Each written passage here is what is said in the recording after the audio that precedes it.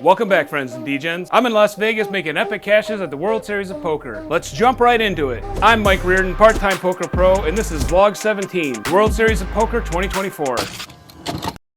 Hey Gads, that title is awful. Coming up with titles is like super hard. But what if I were to use the same title for every video like that other poker YouTuber guy? Ho ho ho ho, delightfully devilish, Mike. I'm Mike Reardon, part-time poker pro, and I gambled my entire net worth at the World Series of Poker, episode 17.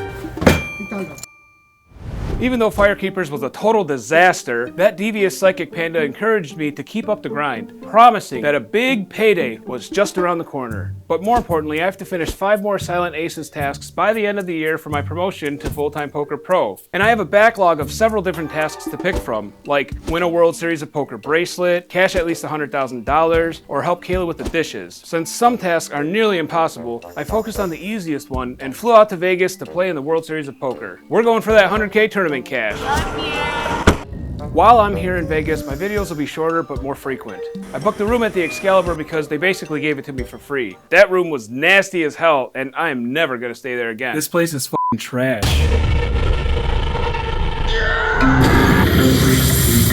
Oh, what do we got?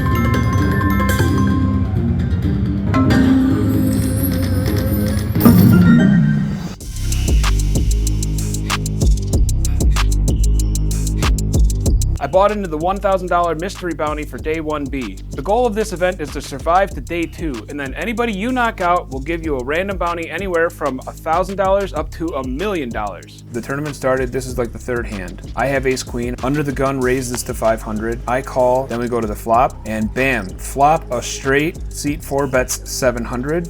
I raise to 2,200. Seat 4 thinks for a little bit and calls.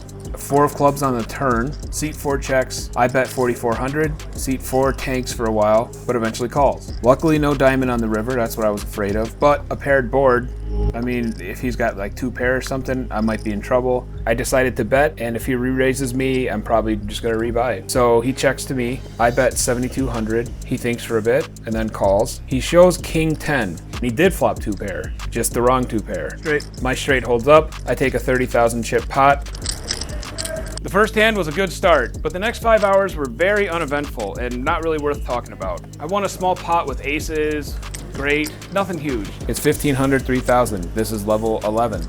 So we've been playing for 5.5 hours. This guy Griff, he ended up saying he had pocket 6s at the end of this. I have pocket 7s this hand. Big blind, 21,000 chips after I pay the big blind ante in my big blind. It folds around to Griff, he raises to 6,500. When you're in position, you're supposed to do these standard raises. This is routine. You're seeing an opportunity to try and take this pot down. And that's what I saw this as. So he raises to 6,500. New guy calls. Now the new guy had a monster chip stack. He had well over 100,000 chips. Came from a different table. So him calling to defend his small blind, it's not crazy. He probably thinks this guy just has anything and just trying to take down the blind. So there's 19,000 in the pot. I have 21,000 left. The only move here is the jam, which I do. Griff folds after tanking for a minute. The new guy, he pondered and pondered and pondered for so long. The longer he took, the more I wanted to call. If he had a high pocket pair or something, he wouldn't have even thought about calling that much. It's ridiculously cheap to see a showdown. So I'm like, he's got like ace 10, ace 9,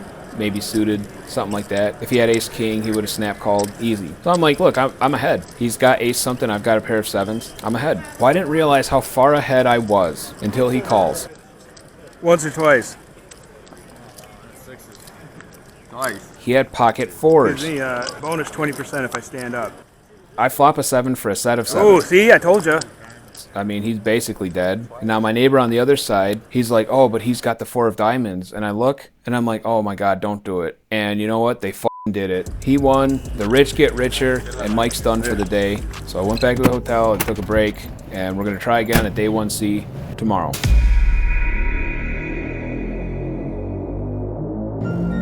Do not disappoint me.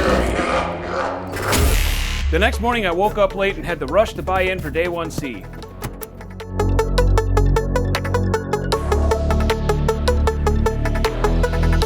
Blinds are 500, 1000. Dutch has been really aggressive and he's been running the table over, so it's normal for him to raise right here. But I have noticed that most of the time if somebody 3-bets him, he'll put the hand down. I call with pocket jacks. On the flop is 8, queen 6 with 2 clubs. Dutch bets 3000. I assume he's just betting to take the pot down. I raise him to 9000. Dutch eventually says, I'll give you the respect and I'll fold. And he shows a queen. Of course, I have to show my jacks. And he's like, okay, good play. But I could tell it got under his skin. Decent pot, going from 24K to 32,500. I'm on the button with 7-5 suited. Dutch raises to 2500. I 3-bet to 7000. Again, it's normal for Dutch to be first to raise so he can take control of the pot. Most of the time, he takes these pots down. So this is kind of a feeler bet to see if he's gonna re-raise me. He gives me a look across the table, like one of these, and then he calls. This is a great flop for me because I'll find out very soon if he has an ace. The flop is ace 9-4 with 2 diamonds. This gives me a flush draw, backdoor straight draw, and because I haven't been playing too many hands, he's gonna put me on something like ace king, ace queen, something strong. I have position on him, so I have the advantage. So when he checks, I go all in. Dutch folds, and I want to get under his skin, so I had to show, which I could tell visibly rattles this guy. And he tried to play it cool, but he was giving me dirty looks. So I take down a decent pot. Blinds are 1000, 1500. I've got pocket nines in the big blind. This is our last hand before our table breaks. Under the gun 2 does the standard raise as he's done several times before, often on my big blind, and a lot of times this gets through and he takes it down.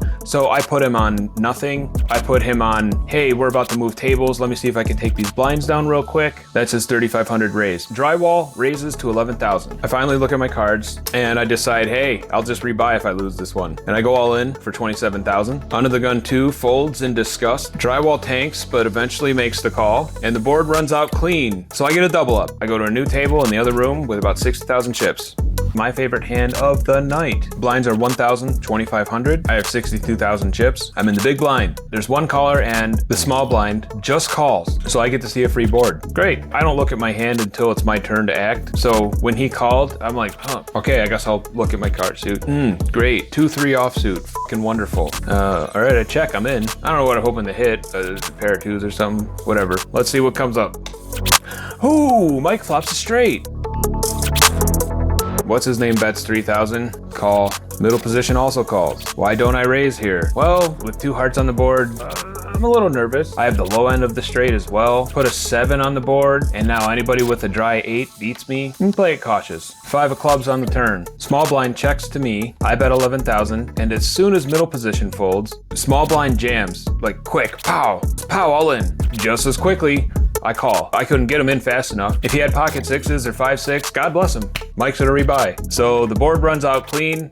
He shows 10-6 of hearts, so he had the heart draw and he had top pair, but my straight holds and I get a nice double up. Amazing big blind special. I have 120,000 chip stack. That's not even 10 big blinds, so I'm looking for something to ship with. And I look down at Jack King offsuit, and this is gonna be it. I shove for 120K. It folds around to Beardley, who instantly calls, and it makes me a little nervous at how fast he called. I show my Jack King. He shows his ace jack. I basically stand up and put on my backpack and get ready to go. I did tap the table twice and say, nice hand. 6, king, 10, all clubs. Unbelievable! So I flop top pair, but he has the ace of clubs. The turn comes, 8 of spades. All right, on the river, no ace, no club. Let's go. 7 of diamonds. All right, Mike lives to see another day, and I've got a nice stack, 280,000. It's almost 20 big blinds. The blinds here in level 21 are 10,000, 25,000. I look down at my cards, pocket queens, and I go all in for 235,000. It folds around to the initial raiser. He talks himself into a call. He shows king jack suited, and the board runs out clean. A whopping pot, 530,000 chips, half a mil. It's only like 20 bigs, and really, I feel great for day 2 now. All right, we survived day 1, and I feel amazing. If I eliminate any player during day 2, the bounty draw will be anywhere from $1,000 up to $1 million.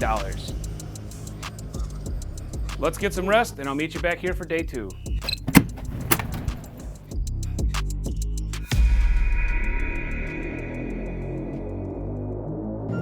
Well done, part-time.